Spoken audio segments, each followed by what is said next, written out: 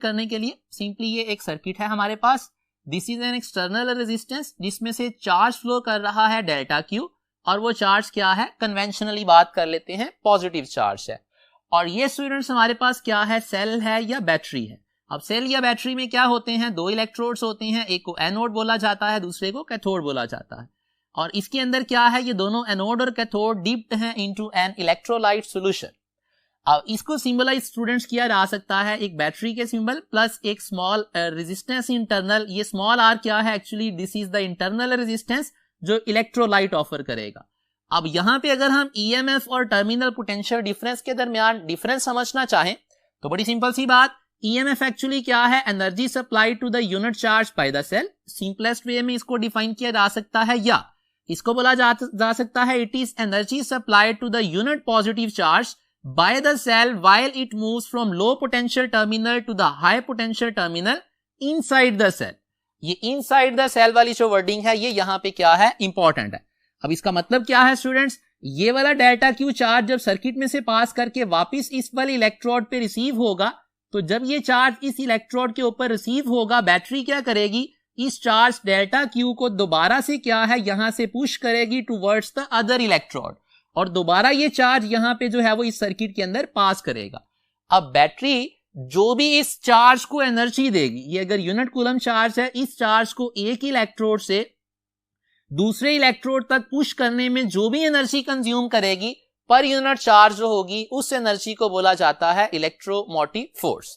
तो electromotive force क्या है, इट इज वर्क डन या energy supplied by the battery to a unit coulomb charge, unit positive charge, जबकि वो क्या करता है, it moves from the low potential terminal to the high potential terminal inside the cell.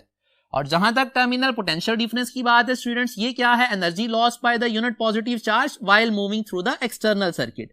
जो ये charge यहां से बैटरी के अंदर से मूव करके इस टर्मिनल पे पहुंचेगा, जब ये एक्सटर्नल सर्किट में मूव करेगा तो जो भी एनर्जी अपनी कंज्यूम करेगा एक्सटर्नल सर्किट में, उस एनर्जी को बोला जाता है टर्मिनल पोटेंशियल डिफरेंस। और एनर्जी कौन सी, energy per unit coulomb charge.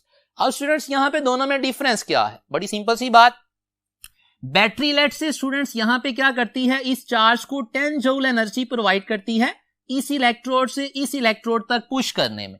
अब होता क्या है, एक्चुअली में होता कुछ यूं है कि जब ये चार्ज 10 जूल एनर्जी रिसीव करता है तो इस इलेक्ट्रोलाइट में से मूव करते हुए इस चार्ज की कुछ एनर्जी जो है इस इलेक्ट्रोलाइट के अंदर डिसिपेट हो जाती है।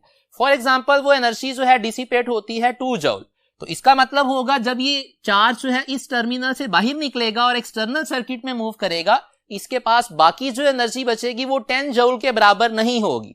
मतलब वो एनर्जी जो बैटरी ने सप्लाई की थी उसके बराबर नहीं होगी, उससे क्या होगी, स्लाइटली लेसर होगी। और वो एनर्जी जो कम हो रही है वो कहां पे डिसिपेट होती है, इनसाइड द सेल, जो इलेक्ट्रोलाइट में डिसिपेट होती है। तो इस एनर्जी डिसिपेशन को अकोमोडेट किया जाता है इंटरनल रेजिस्टेंस में, और बाकी जो एक्सटर्नल रेजिस्टेंस में 8 जूल एनर्जी डिसिपेट हो रही है, इसको काउंट किया जाता है एक्सटर्नल रेजिस्टेंस में। और एक्सटर्नल रेजिस्टेंस के साथ जो energy per unit charge term associated है उसको टर्मिनल पोटेंशियल डिफरेंस नाम दिया जाता है।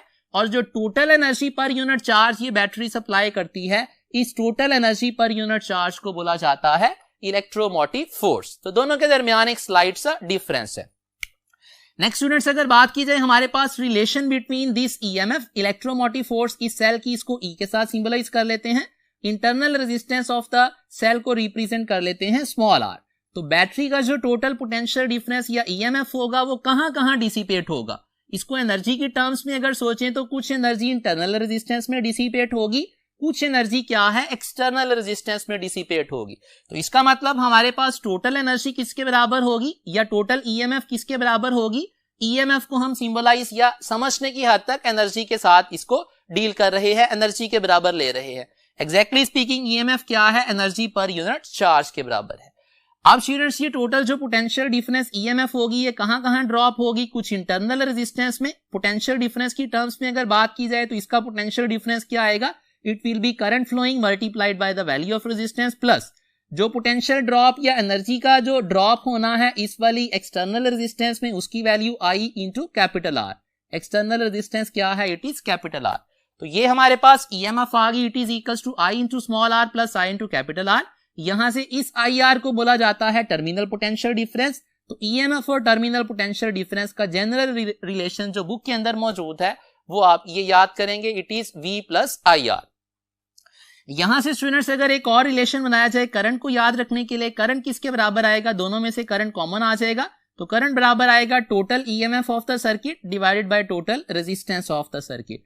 अब चूंकि ये वाला रेजिस्टेंस और ये वाली रेजिस्टेंस क्या है, सीरीज में कनेक्टेड है, तो टोटल रेजिस्टेंस क्या आ जाएगी, it will B R plus capital R।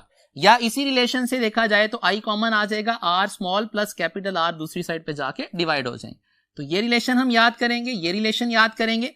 Further on अगर टर्मिनल पोटेंशियल डिफरेंस को सेपरेट किया जाए, ये बराबर आएगा EMF minus I into small r।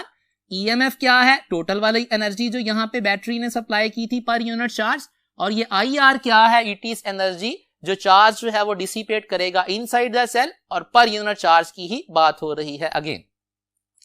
Next students अगर यहां से हम सेपरेट करें स्मॉल r को, स्मॉल r इंटरनल रेजिस्टेंस, तो उसका रिलेशन बनेगा EMF में से टर्मिनल पोटेंशियल डिफरेंस माइनस करेंगे, उसको डिवाइड कर देंगे करंट के साथ, तो हमारे पास इंटरनल रेजिस्टेंस आ जाएगी।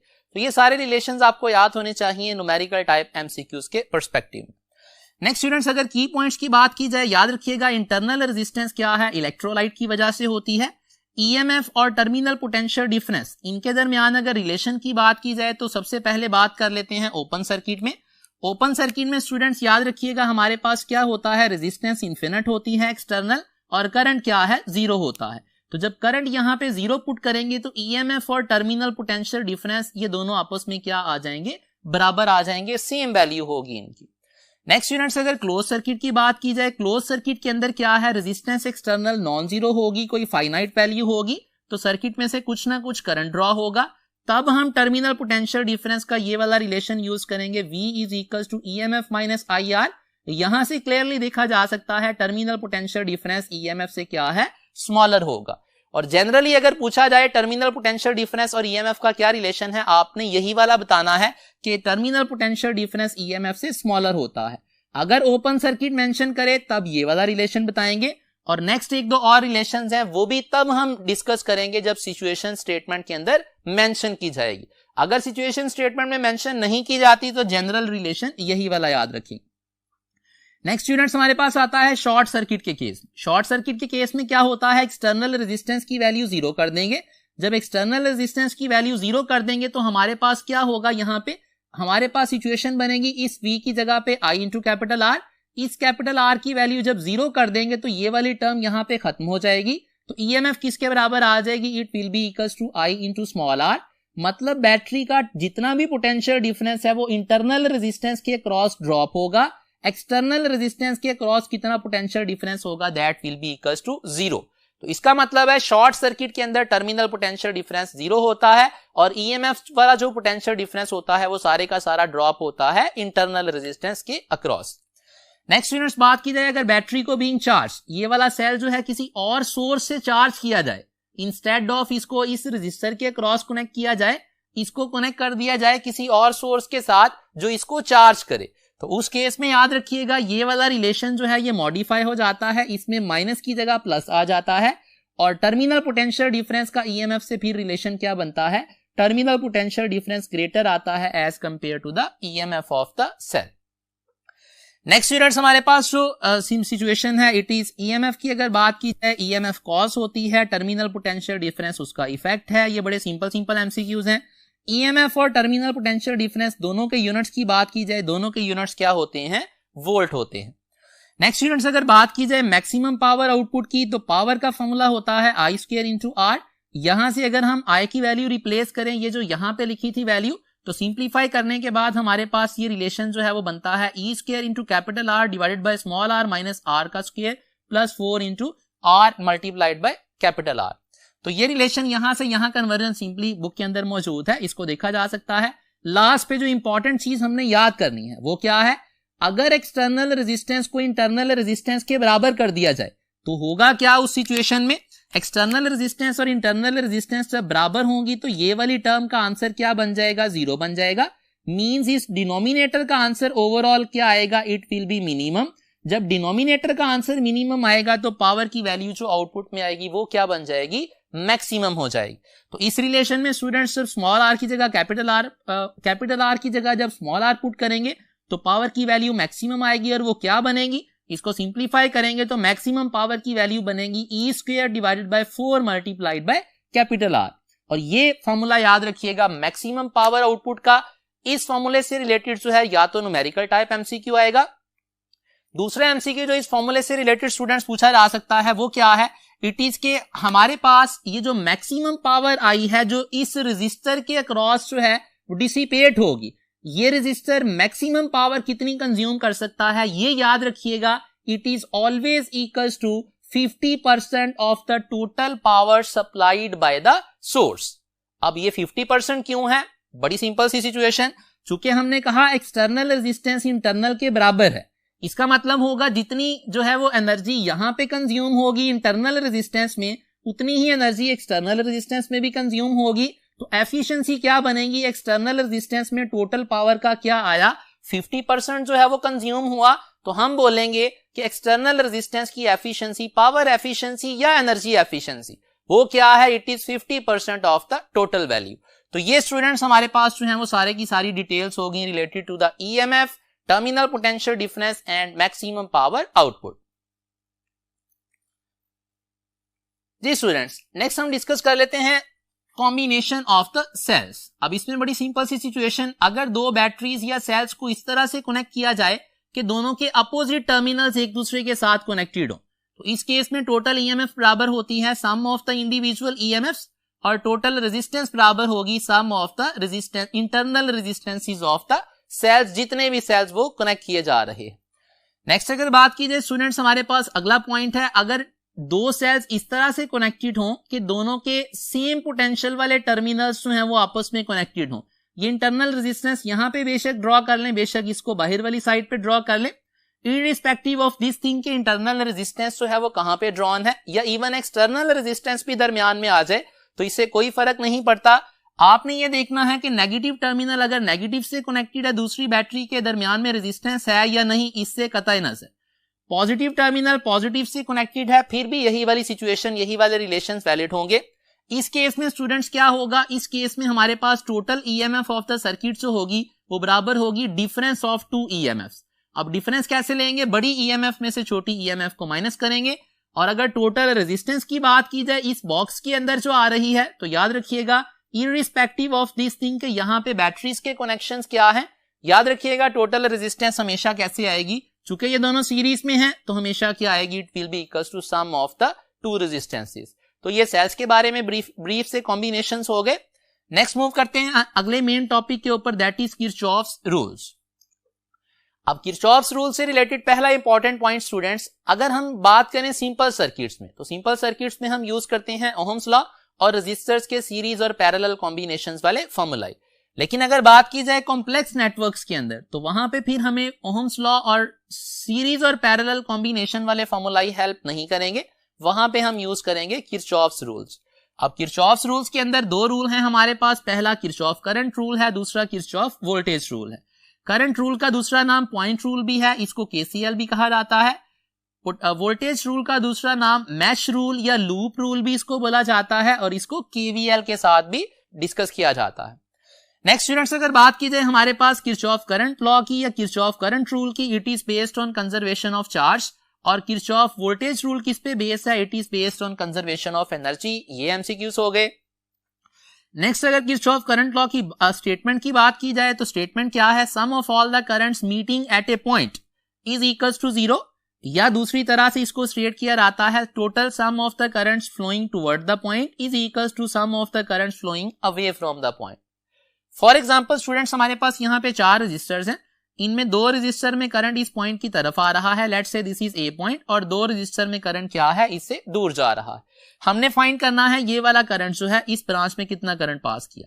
तो अगर हम ये वाला रिलेशन यूज करें, total current flowing towards the point, तो टुवर्ड्स द पॉइंट क्या है, 3 और 2 पास कर रहे हैं, इनको ऐड करेंगे, इज इक्वल्स टू इक्वालिटी का sign, total current flowing away from the point, away में क्या है, एक आई करंट है जो फाइंड करना है, दूसरा क्या है 2.5, इन दोनों को ऐड करेंगे, यहां से आई को सेपरेट करेंगे तो आई की वैल्यू क्या आ जाएगी, it will be equals to 2.5 ampere.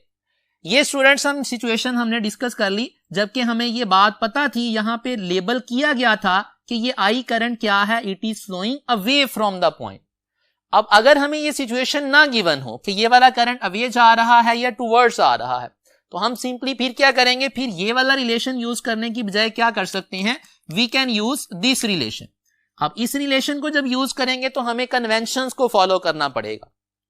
Conventions क्या है कि अगर हमारे पास करंट किसी पॉइंट की तरफ जा रहा है उसको बाय कन्वेंशन पॉजिटिव लेंगे, और अगर करंट उससे दूर जा रहा है तो उसको क्या करेंगे, नेगेटिव लेंगे। अब उस इन कन्वेंशंस के हवाले से जब यहां पे इस वाली इक्वेशन को लिखना चाहेंगे, इस इक्वेशन के अकॉर्डिंग क्या आएगा, हमारे पास पहला करंट है 3 एम्पियर चूंकि इस पॉइंट की तरफ आ रहा है, इसके साथ प्लस साइन, सिग्मा की वजह से प्लस का साइन, ब्रैकेट के अंदर आ गया दूसरे वाला करंट 2 एम्पियर, इसके साथ भी पॉजिटिव साइन क्योंकि ये करंट भी एक ही तरफ से आ रहा था, प्लस हमारे पास सिग्मा की वजह से, और नेक्स्ट हमारे पास करंट 2.5 एम्पियर है। ये करंट स्टूडेंट्स क्या है, it is flowing away from the point, तो इसके साथ क्या करेंगे, नेगेटिव साइन लगा देंगे, प्लस आ जाएगा सिग्मा की वजह से, और ये आई करंट जो है इसके साथ पॉजिटिव नेगेटिव लगाने की जरूरत नहीं है, ये करंट हमने फाइंड करना है। तो यहां से स्टूडेंट्स जब हम सॉल्व करेंगे ये 5 बन जाएगा, इसमें से 2.5 माइनस करेंगे तो आएगा 2.5 plus I is equal to 0, और आई की वैल्यू जब निकालेंगे वो आएगी -2.5 एम्पियर। अब माइनस के साइन का यहां पे मतलब होगा, बाय कन्वेंशन वाली बात की जाए तो माइनस के साइन का मतलब होगा कि ये वाला करंट क्या है, डेफिनेटली क्या है, it is flowing away from the point. तो ये भी आपको यहां पे याद होना चाहिए। नेक्स्ट स्टूडेंट्स हम बात कर लेते हैं किरचॉफ वोल्टेज रूल के अंदर। इसकी स्टेटमेंट क्या है, इसकी स्टेटमेंट है sum of all the voltages in a closed path is always equals to 0। अब ये रूल अप्लाई करने के लिए स्टूडेंट्स हम डिस्कस करते हैं rules for finding potential changes. अब ये दो रूल्स बुक के अंदर स्टेटमेंट्स एज इट इज मौजूद हैं। इन स्टेटमेंट्स के बारे में बच्चों को कंफ्यूजन होती है कि शायद ये किरचॉफ वोल्टेज रूल की ही स्टेटमेंट्स हैं, तो याद रखिएगा ये किरचॉफ वोल्टेज रूल की स्टेटमेंट्स नहीं है, ये क्या है, rules for finding potential changes. अब इन स्टेटमेंट्स में हमारे पास क्या है, if source of EMF is traverse from negative to the positive, potential change is positive and vice versa. और दूसरी स्टेटमेंट क्या है, if resistor is traverse in the direction of current, potential change PC से मुराद potential change is negative and vice वर्सा। ये दोनों statement students आपको याद होनी चाहिए, एमसीक्यू वाइज ये पूछी जा सकती है। नेक्स्ट स्टूडेंट्स हम बात कर लेते हैं, ये एक सर्किट है जिसके लिए हम केवीएल इक्वेशन लिखना चाहते हैं।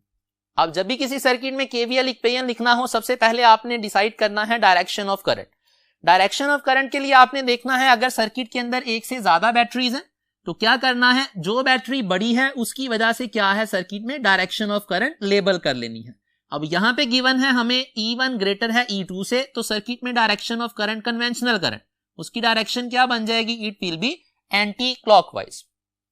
तो ये हमने डायरेक्शन लेबल कर ली। अब इसके बाद हमने अप्लाई करना है किरचॉफ वोल्टेज रूल, और किरचॉफ वोल्टेज रूल अप्लाई करने के लिए किसी एक पॉइंट से स्टार्ट कर लेते हैं। लेट्स से इस पॉइंट ए से स्टार्ट करते हैं और इन the direction of current move करते जाते हैं। सारे कंपोनेंट्स का पोटेंशियल चेंज लिखेंगे अकॉर्डिंग टू कन्वेंशंस, उनको ऐड करेंगे, उनका सम किसके बराबर आएगा, 0 के बराबर।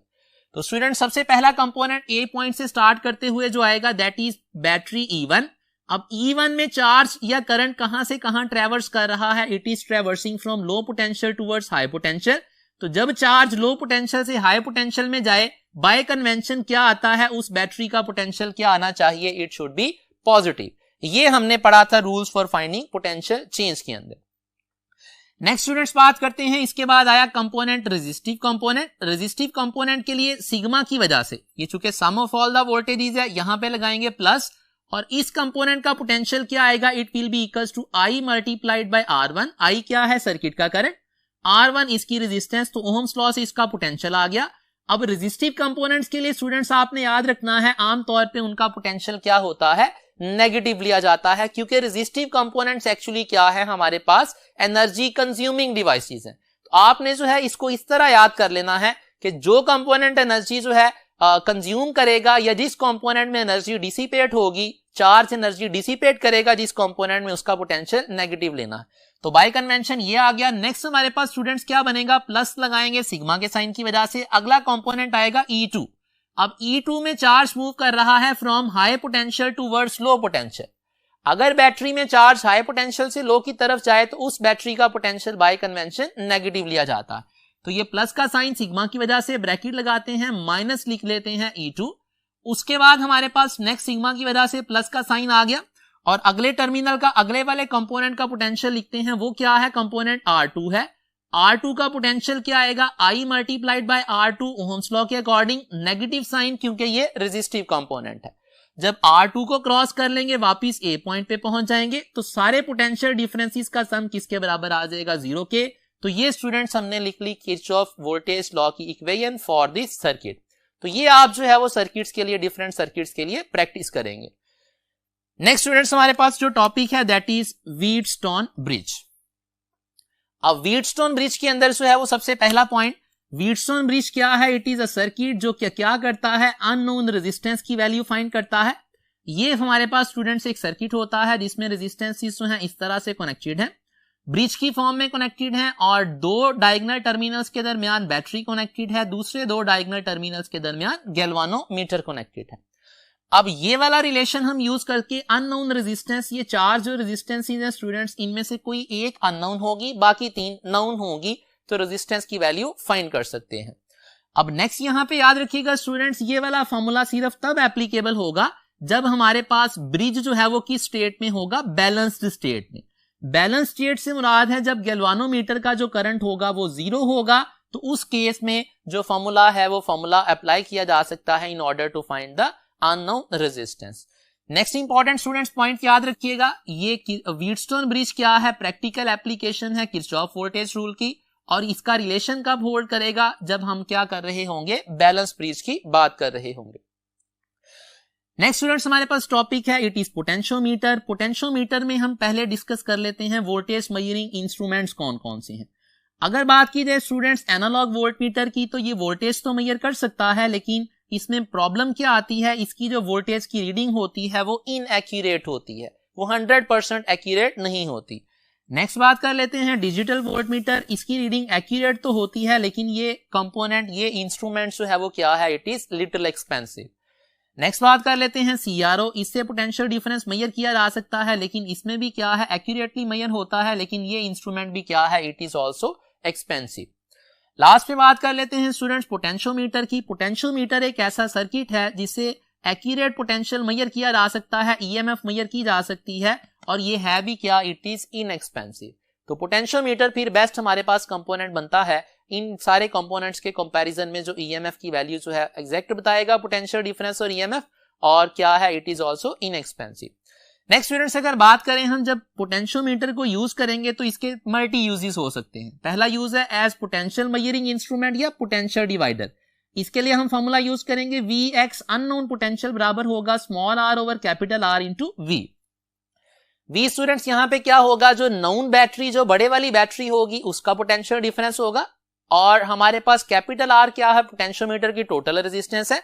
स्मॉल r यहाँ पे क्या होता है, it is resistance between the जो की और जो हमारे पास starting terminal of the potentiometer होगा, या इसको यूं कह लें कि हमारे पास चूंकि पोटेंशियोमीटर जो है ये बेस हो रहा होता है व्हीटस्टोन ब्रिज की वर्किंग पे। जैसे व्हीटस्टोन ब्रिज में हमने बैलेंस ब्रिज की कंडीशन को डिस्कस किया था, जस्ट लाइक पोटेंशियोमीटर में भी ब्रिज को हम सर्किट को बैलेंस करते हैं, और बैलेंस सर्किट के केस में जो कि एक पर्टिकुलर पॉइंट पे मौजूद होती है, उस पॉइंट और स्टार्टिंग पॉइंट के दरमियान जो लेंथ होती है उसको बैलेंसिंग लेंथ बोला जाता है, और जो भी उनके दरमियान रेजिस्टेंस होगी उसको स्मॉल r से रिप्रेजेंट किया जाता है। बहरहाल ये फॉर्मूला याद रखिएगा अननोन पोटेंशियल या पोटेंशियल डिवाइडर के लिए जब इसको यूज करेंगे। दूसरा यूज हमारे पास है, इसको हम EMF मेजरिंग डिवाइस के तौर पे करते हैं। अननोन EMF बराबर होती है small r over capital R into E क्या होगी, नाउन EMF होगी, कैपिटल R पोटेंशियोमीटर की नाउन रेजिस्टेंस होगी, और स्मॉल r क्या होगा, बैलेंसिंग लेंथ के अंदर जो हमारे पास रेजिस्टेंस आ रही होगी। अब रेजिस्टेंसेस की बजाय यहाँ पे हम क्या पुट कर सकते हैं, इनकी कॉरेस्पॉन्डिंग लेंथ्स को पुट कर सकते हैं। इसकी जगह फॉर्मूला लिखेंगे रो लेंथ ओवर एरिया, और कैपिटल R की जगह भी रो लेंथ ओवर एरिया। रो रेजिस्टिविटी और एरिया ऊपर नीचे कैंसिल हो जाएंगे, बाकी हमारे पास सिंपली बच जाएगा small l over capital L into E। ये बैलेंसिंग लेंथ है कॉरेस्पॉन्डिंग टू EMF, जो सेल जिसकी EMF फाइंड कर रहे हैं EX, ये उसके कॉरेस्पॉन्डिंग बैलेंसिंग लेंथ है, ये टोटल लेंथ है, और ये क्या है, नाउन EMF है जो सर्किट के अंदर मौजूद है। नेक्स्ट स्टूडेंट्स इसको एज अ कंपैरेटर यूज कर सकते हैं। दो EMFs का कंपैरिजन करना हो तो उसके लिए ये रिलेशन हम यूज करेंगे ईएमएफ की रेशियो बराबर होगी बैलेंसिंग लेंथ की रेशियो के, जिन दो सेल्स की ईएमएफ का कंपैरिजन करना चाहते हैं। यहां पे बड़ी सिंपल सी सिचुएशन, अगर L1 ratio L2 greater than 1 होगी तो इसका मतलब है ईएमएफ E1 ग्रेटर होगी E2 से, और अगर L1 रेशियो L2 स्मॉलर होगी 1 से तो इसका मतलब होगा ईएमएफ E1 E2 से क्या है, स्मॉलर है। लास्ट में स्टूडेंट्स हमारे पास क्या है, इंटरनल रेजिस्टेंस ऑफ सेल अगर फाइंड करनी हो यूजिंग पोटेंशियोमीटर तो उसके लिए हम फॉर्मूला यूज करते हैं, internal resistance of cell is equals to L1 minus L2 over L2 multiplied by R। अब यहाँ पे L1 स्टूडेंट्स क्या होता है, it is the length corresponding to the open circuit situation. L2 क्या होती है, it is the balancing length corresponding to the close circuit situation, और R क्या है, it is the external resistance connected. तो ये स्टूडेंट्स हमारे पास हो गई पोटेंशियोमीटर की डिटेल्स। अब कुछ चंद एक हम पास पेपर एमसीक्यूज और कुछ प्रैक्टिस एमसीक्यूज जो है उनको जल्दी से डिस्कस कर लेते हैं। जी स्टूडेंट्स, तो चंद एक एमसीक्यूज डिस्कस कर लेते हैं। सबसे पहला, Kirchhoff's first rule correspond to, Kirchhoff first rule जो है ये किसको कॉरेस्पॉन्ड करता है, it correspond to conservation of the charge. ये पास पेपर के अंदर एमसीक्यू आ चुका है। तो अगर पूछा जाए किरचॉफ वोल्टेज रूल किसको कॉरेस्पॉन्ड करता है, that correspond to law of conservation of energy. Next students हमारे पास एमसीक्यूज है, energy consumed by bulb 60 watt जिसकी पावर है इन 2 मिनट्स इज। अब एनर्जी हमने अगर फाइंड करनी है स्टूडेंट्स, हमें पता है पावर किसके बराबर होती है, एनर्जी ओवर टाइम के। तो यहां से एनर्जी किसके बराबर आएगी, power multiplied by time. Power की वैल्यू 60 है, टाइम स्टूडेंट्स यहां पे गिवन है 2 मिनट्स। 2 मिनट्स के अंदर अगर सेकंड्स देखेंगे तो 120 सेकंड्स होंगे, तो यहां पे आ जाएगा 120। अब यहां पे सिंप्लीफाई कर लेते हैं स्टूडेंट्स, 12 को जब मल्टीप्लाई करेंगे 6 के साथ तो हमारे पास आ जाएगा 72। ये वाला 0 और ये वाला 0 मिलके यहाँ पे एज इट इज आ जाएंगे। अब यहाँ पे इसको फर्दर लिखा जा सकता है स्टूडेंट्स, हमारे पास ये क्या है, इट इज इक्वल्स टू 7.2 और साथ में इसको लिखा जा सकता है किलो जॉल, क्योंकि ये बनेगा 1, 2 और 3, 10 टू रेज पावर 3 बनेगा और 10 टू रेज पावर 3 को लिखा जा सकता है किलो के बराबर। सो हमारे पास फिर आंसर क्या बना, इट इज 7.2 और साथ में यूनिट्स आ जाएंगे किलो जॉल। ये भी स्टूडेंट्स हमारे पास पास पेपर का एमसीक्यूज है।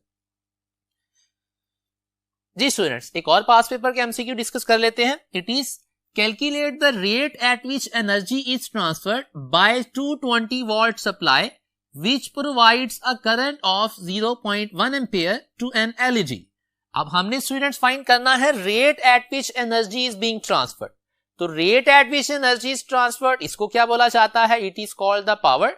तो इसका मतलब है हमने पावर सप्लाइड जो है उसकी वैल्यू फाइंड करनी। अब पावर सप्लाइड में हमें गिवन क्या क्या चीजें हैं, पोटेंशियल डिफरेंस V गिवन है और करंट की वैल्यू I की वैल्यू गिवन है।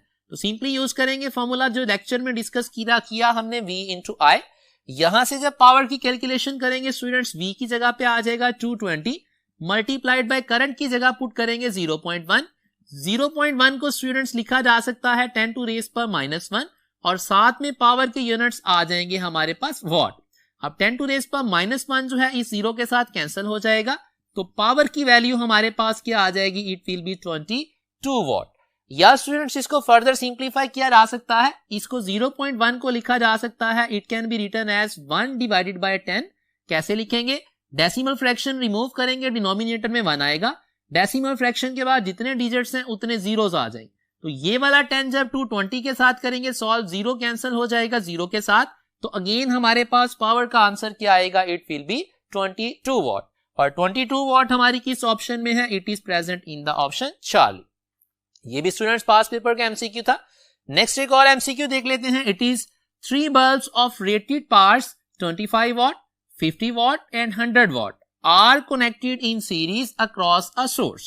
Which bulb will show minimum brightness? अब हमसे पूछा गया है मिनिमम ब्राइटनेस। तो सीरीज के अंदर हमने शॉर्टकट बनाया था SS वाला। SS stands for S for series, S for smaller rated power। हमने ये डिस्कस किया था कि सीरीज सर्किट में स्मॉलर रेटेड पावर वाला जो बल्ब होगा वो मैक्सिमम ब्राइटनेस देगा। अब यहां पे पूछा गया है मिनिमम ब्राइटनेस कौन सा बल्ब शो करेगा। तो चूंकि सीरीज में स्मॉलर रेटेड पावर वाला बल्ब जो है मैक्सिमम ब्राइटनेस शो करेगा, तो इसका मतलब है जो ग्रेटेस्ट रेटिंग पावर वाला बल्ब है वो क्या है, मिनिमम ब्राइटनेस शो करेगा। तो इस हिसाब से हमारे पास आंसर कौन सा करेक्ट बना, इट इज जो बल्ब हमारे पास 100 वॉट का होगा वो क्या है, मिनिमम ब्राइटनेस शो करेगा। तो ये स्टूडेंट्स हमारे पास हो गए चंद एक MCQs.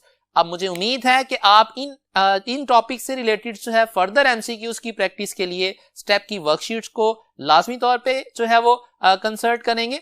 So that is all from this discussion students. अपना बहुत ख्याल रखिएगा। अल्लाह हाफिज। अस्सलाम वालेकुम।